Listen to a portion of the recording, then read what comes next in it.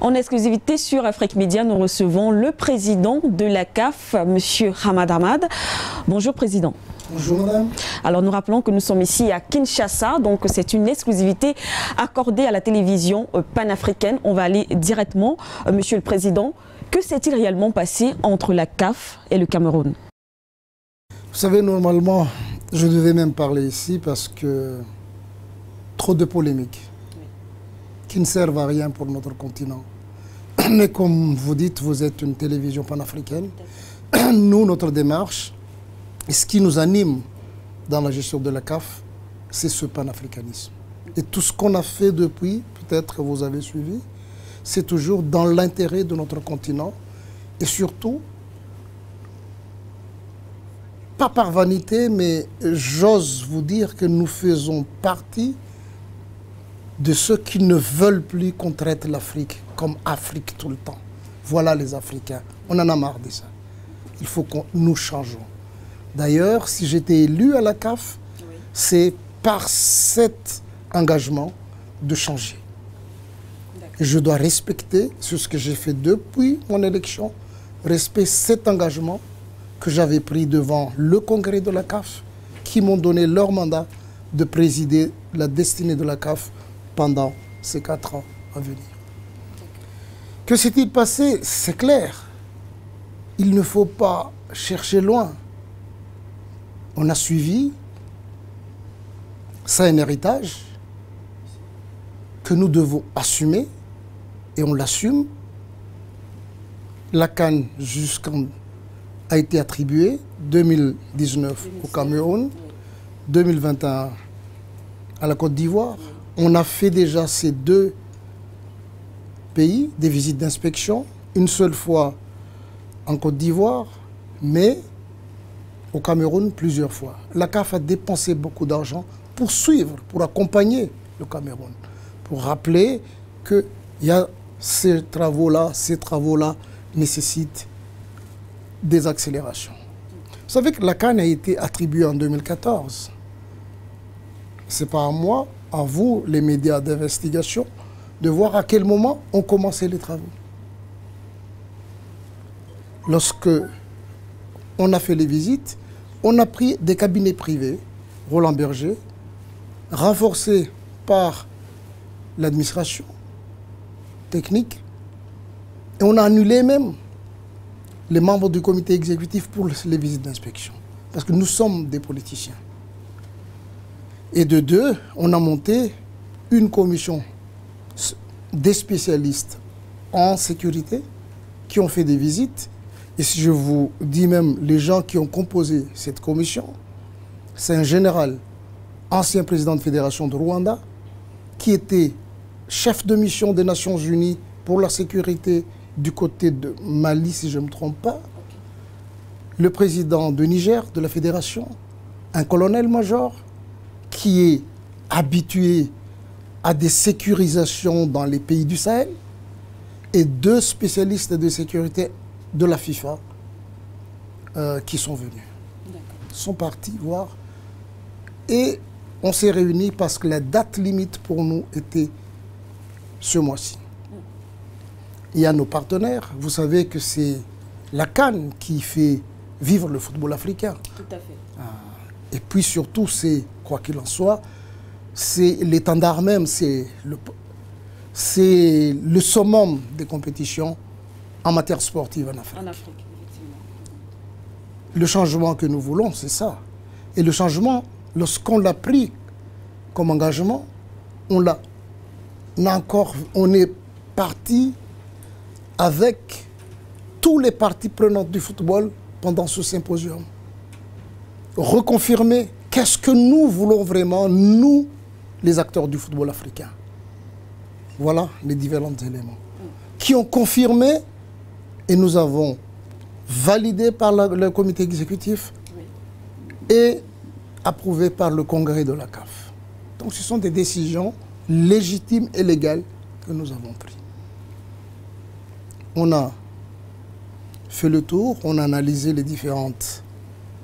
À l'unanimité, je peux vous dire, aucun des membres du comité exécutif, les 20, ce jour-là, il n'y avait pas 22, mais 20 membres du comité exécutif on dit, nous ne pouvons pas. Ce n'est pas possible d'organiser. Ce n'est pas possible aujourd'hui, pour cette année-là, d'organiser la CAN au Cameroun. Mais, conscient de la situation, des efforts entrepris, et surtout de l'engagement, j'ai rassuré mes membres parce qu'ils n'étaient pas là, c'est moi seul qui a rencontré le président Biya. J'ai vu son engagement, sa volonté réelle pour ce CAN. Moi j'ai dit, nous ne pouvons pas faire autrement. Les règlements, c'est le comité exécutif qui l'a mis en place, depuis l'ancien. Alors, on peut faire d'entorse. Parce que le règlement, lorsqu'on retire, on retire carrément. On ne va pas redonner d'autres opportunités. Mais devant ce fait-là, nous avons dit non, nous ne pouvons pas faire ça. Alors pour qu'on comprenne très bien, s'il vous plaît, Président, qu'est-ce qui a réellement bloqué? Quel a été le réel problème? Les infrastructures? Les infrastructures, vous le savez très bien, les infrastructures, il y a certains même à 55% de la finition, et nous ne pouvons pas aller dans un stade ou dans un hôtel qui vient de se terminer en menant 500 jeunes footballeurs professionnels. Et il y a aussi le rapport, tout ça, rajouté par le rapport de la visite d'inspection qui ne nous... Et même on reçoit des informations. C'est réel. Il faut prendre en compte l'histoire. On n'oublie pas encore ce qui s'est passé à Cabinda. La CAF a payé lourd ce frais-là.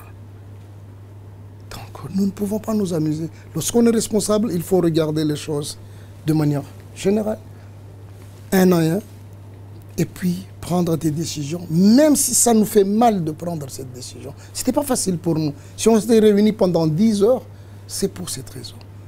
Et donc, c'est pour cela qu'on a pris cette décision. Décalons, parce qu'on a vu aussi que même la Côte d'Ivoire n'est pas prêt pour 2021 aussi.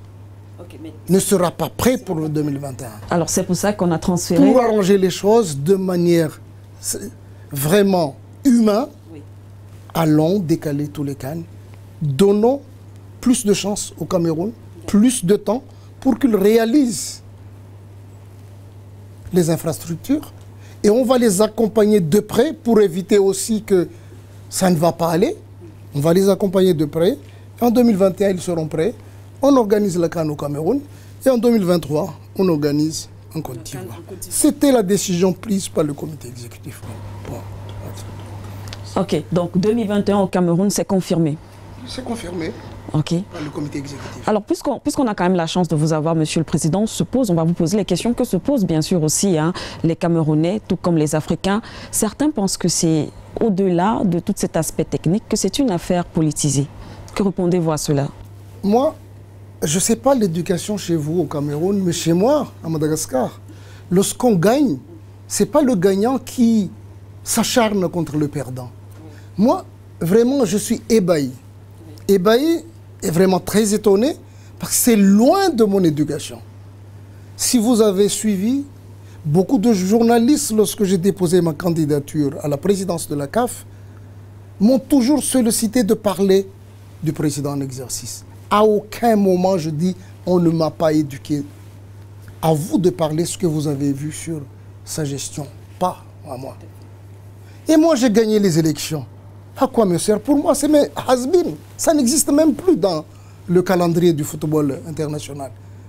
Maintenant, c'est une nouvelle équipe qui gère la CAF et on va de l'avant sur ça. Et moi-même, je pense que peut-être, comme d'habitude, ce sont toujours les entourages qui ont perdu leurs petits avantages, qui essaient toujours de personnaliser les choses. Si, est-ce que vous êtes des journalistes, si on veut attaquer quelqu'un, est-ce que vous avez déjà entendu, moi, parler même de ce que j'ai hérité à la CAF? Moi, si les gens au Cameroun me demandent aujourd'hui, étalez, président, ce que vous avez vu à la CAF, je voudrais faire ça. S'ils veulent, j'étalerai et on ira de l'avant. Mais vous ne m'avez jamais entendu parler de la gestion de mon prédécesseur. À aucun moment. Si on veut l'attaquer, c'est dans ce sens-là qu'on attaque une personne. Pas des blabla dehors.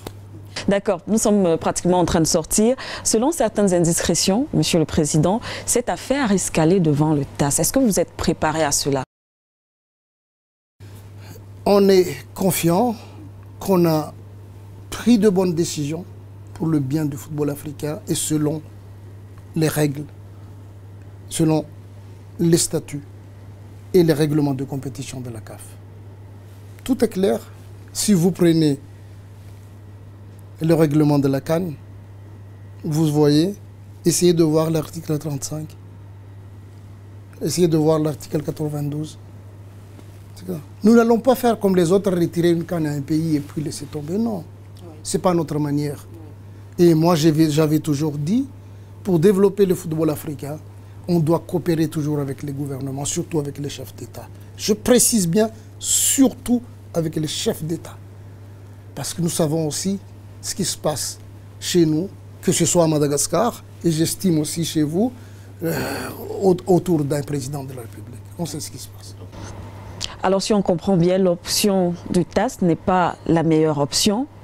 Et justement, en parlant entre autres également de gestion, on connaît ce nettoyage que vous avez effectué quand même au sein de certaines fédérations en Afrique. Est-ce que ce sera également le cas pour le Cameroun? L'option TAS, moi je pense que la faute, notre faute, nous, la CAF, c'est de vous avoir donné 2021. Ça va être une faute qui va être ciblée par le TAS. Parce qu'aucun règlement ne nous permet de vous attribuer ça. Qu'on joue le jeu, on y va. Si c'est ça l'option choisie par le Cameroun, on va y aller. Quant aux fédérations, je pense qu'on fait des efforts aujourd'hui d'assainissement. Et je remercie, je ne vous cache pas, le président de l'Union africaine actuelle, M. Kagame, qui a accepté dernièrement, on a discuté avec lui plusieurs fois, moi-même et le président de la FIFA, Gianni, qu'on est en train de continuer les réformes, surtout l'assainissement et la lutte contre la corruption dans le football africain. Ça existe, il faut le dire. Oui. On l'a déjà commencé au niveau de l'arbitrage et on va continuer. Ce n'est pas encore sorti de l'auberge, mais on va continuer. Et au niveau des fédérations, on va continuer aussi. Pour que, au moins, les apports, surtout internationaux ou même des gouvernements, dans le développement du football, c'est dans le développement de la jeunesse d'une manière générale, soient vraiment utilisés à bon escient. Voilà notre objectif. Voilà, merci en tout cas. Merci à vous, Monsieur le Président, d'avoir accepté de répondre à nos questions.